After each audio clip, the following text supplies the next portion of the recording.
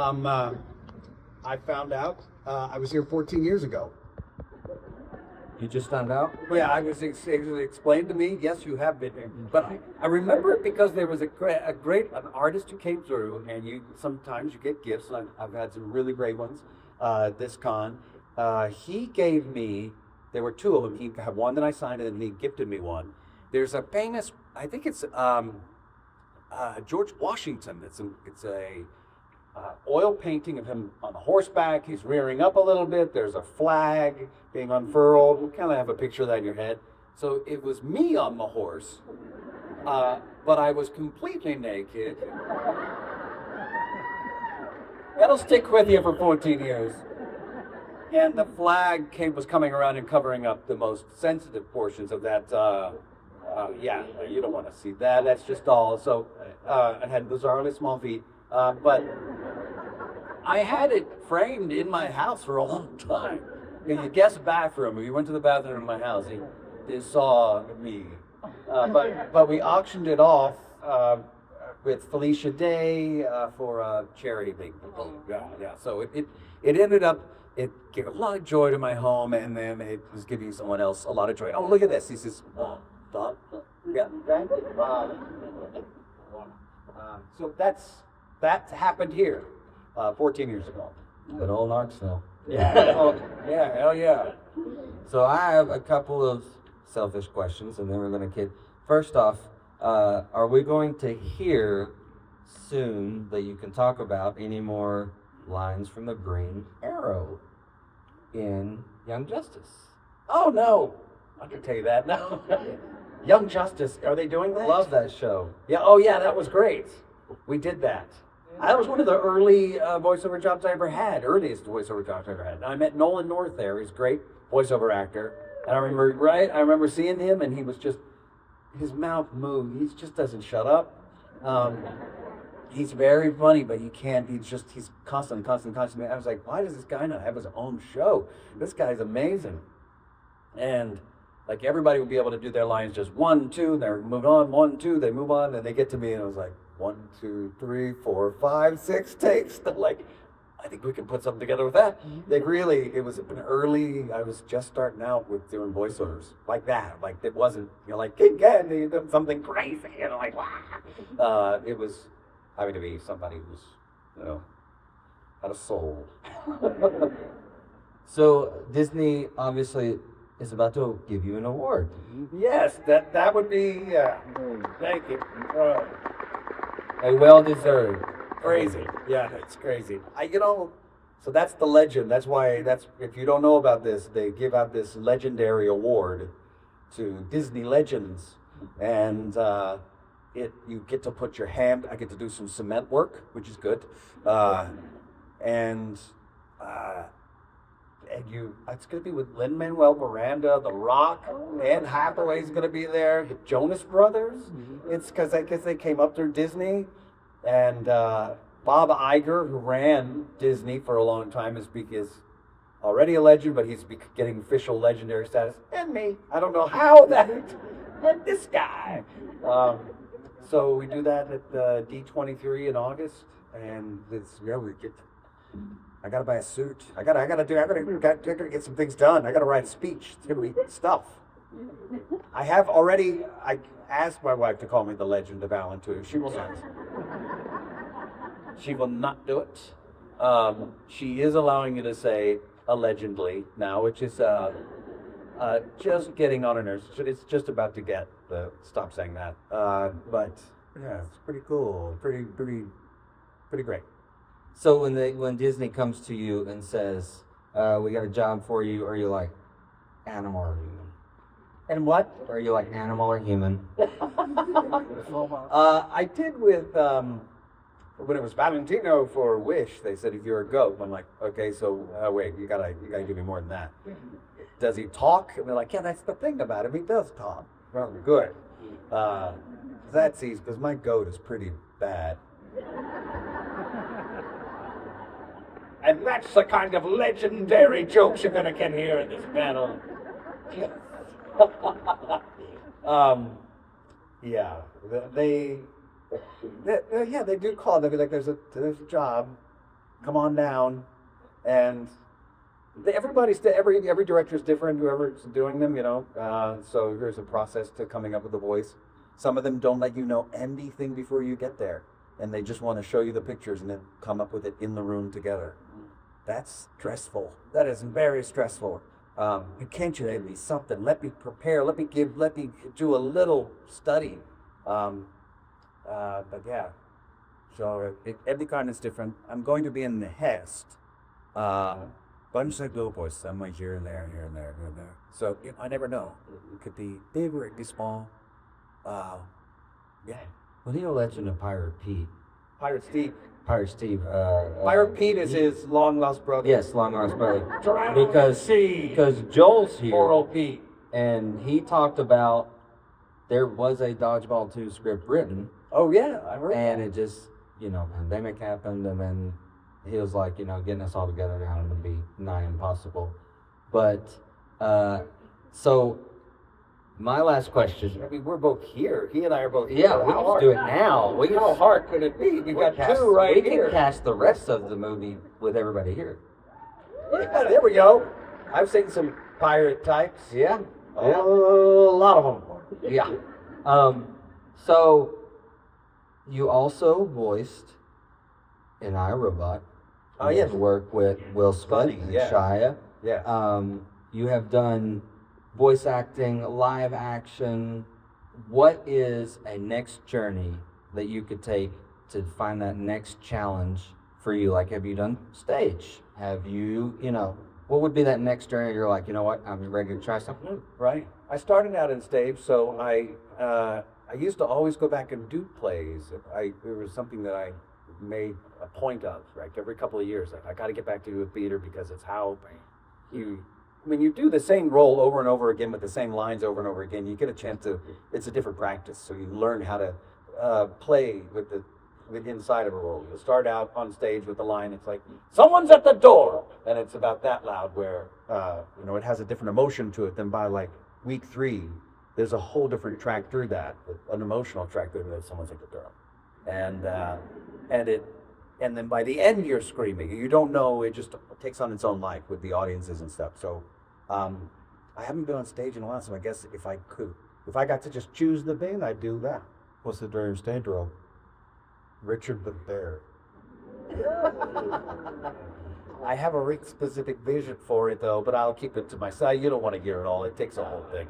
But I have had a meeting about it. I'm like, I've got one person who believes in me, so that's where you start. He's a villain. He's a hell of a villain.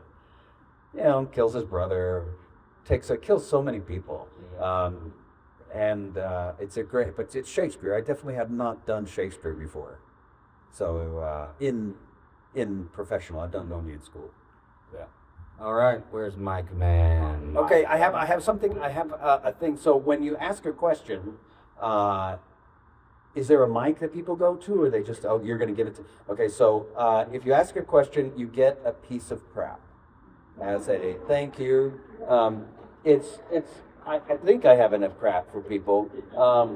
It's crap, though, I have to tell you, none of it's that, some of it's good. Someone gave me a piece of crap today to give away.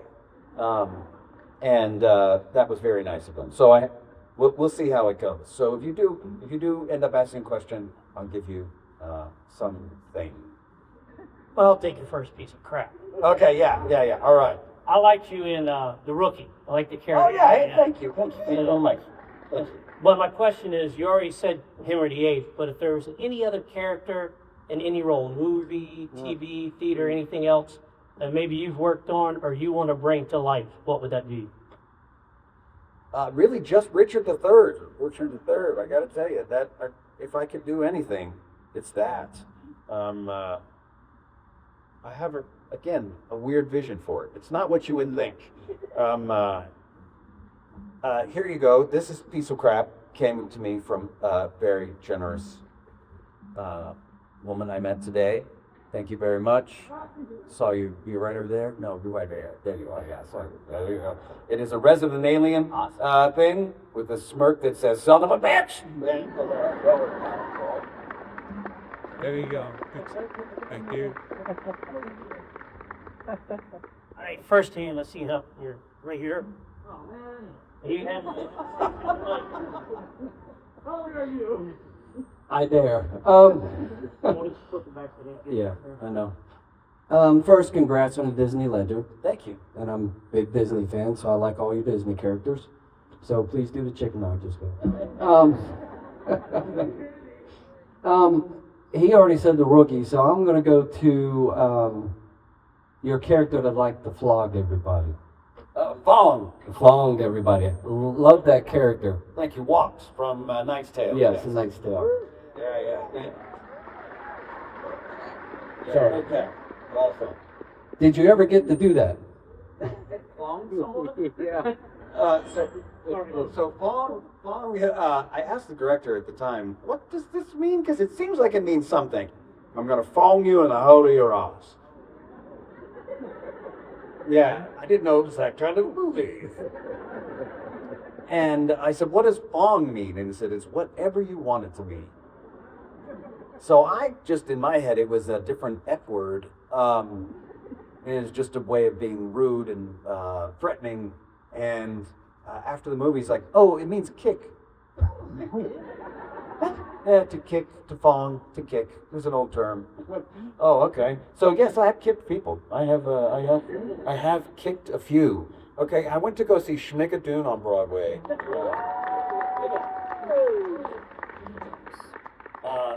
It was a great night out. I'm definitely not in this play. Here's the playbill that is wadded up with sweaty hands. Here you go. Hello. Oh, yes. Oh, hey. So first, thank you for being here. My son and I are both Justice Wash. Yes. And also Firefly question. When Nathan announced the Firefly animated compilation, we were so ecstatic in our Yes. Anything you can tell us about it that you can't, which I understand that you can't. What would you like, the narrative level or character level to happen in that continuation? What's the plan? Like, what's it going to be like? Either what is it going to be, or if you can't talk about that, just what would be like? Oh, okay. Well, I can't. The plan is that it's where the Firefly the series left off. Between that and and Serenity, there were 8 months, according to Joss Whedon, that had gone by. So that's where the action kicks up with the movie. So within those 8 months, we can do whatever we want. You can play in those 8 months, and I think they'll be the longest 8 months ever I've heard about. And we'll just keep on going because, a spoiler alert, I die in the movie. Too soon. It's too soon. Too soon. But yeah, I totally died. And so that's what I hope. Here's a peach I got at the.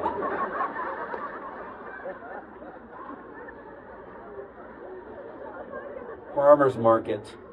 Yeah, there you go. You can do whatever you want with that. And might just want to put that in a trophy case. Yeah, I hold my brother like that out here. Not at all. Oh, okay. Okay, great. Thank you. Hi.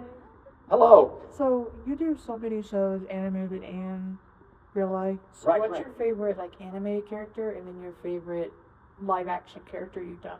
My favorite animated character is King Candy because he was such a good character. He starts out friendly, you think. He's very nice, and he throws candy at you, and you kind of get that he's a bad guy, but you don't know how bad until about halfway through the movie, and then he's turbo. He's the worst thing ever, and then he turns into a bug and becomes even worse. He tries to beat a cute little girl with candy stuck in her hair with a car antenna, and then he wants to kill them all. He's the worst. Oh, I love it. He's great. And he does it with Edwin's voice, sort of what happened. So that was my first role for Disney. So it really kind of started my whole relationship with them. And then I liked Wash because Wash, the Serenity or the Firefly, he he's the closest character to me. You know, I play so many different roles that are very, very different, which is great and fun. But I rarely get to play characters like myself, and that was, especially back then, just a smartass. Just a guy. I mean, I didn't fly spaceships. I'll say that. But other than that, you know, just wants to. Everybody else would be like, we can shoot him this way. We can blow him. We can say we can do this, and I'd be like, why don't we run? I think running. Running seems like a good option. No one has to die, and we leave. How about that? Let's just leave. Yeah, run. And that tends to be my choice and things of that nature. Okay, this is. It was a piece of paper. I bought something, and this was like what they packed it in. I was like, oh, that's cool. And now I don't think it is much. It's kind of like Black Power or Fist Power. It looks like Black Power. So Black Power. There you go. I thought I would hang it, but I never did. Let it go. Okay, so my question's a bit of a two-parter, if that's okay. Okay. Okay, so first part is, what was your reaction when in Andor, K2SO pretty much went full Terminator on those ISB guys? And second one is, if given the opportunity, if they ever do like a remake for Halo 3 ODST or a sequel, would you reprise the role as Mickey? Oh, sure. And also, my dad here is a huge Firefly fan, so just want to give a shout out for my dad right here. All right. Yes, I would definitely do Mickey again. I'd love to play Halo more. I can't play it right now. It takes up so much of my time when I do it. I get sucked in. It's just like Jumanji. And he's gone. He's gone. We need more Spartans. But what was my thought about him killing? Yeah, I was like, wow, he's marauding. Seems to be he's marauding. That seems to be a feature of someone who marauds. He's marauding. It was creepy and wild to watch because they actually had a dummy up on a rig that rolled down that hall and it got jerked around like while he's being lit up. So, and you got to see it. It was a dark hallway, so it was creepy time. It was cool. I mean, you know, I especially like him when K2SO is being funny, and I'll always go a little too far in that direction. So, you know, Tony Gilroy preferred the K2SO Boomerangs, but he let me play a little bit like that one where the guy's like, "Are you with us? Are you with us?" I'm on a bridge.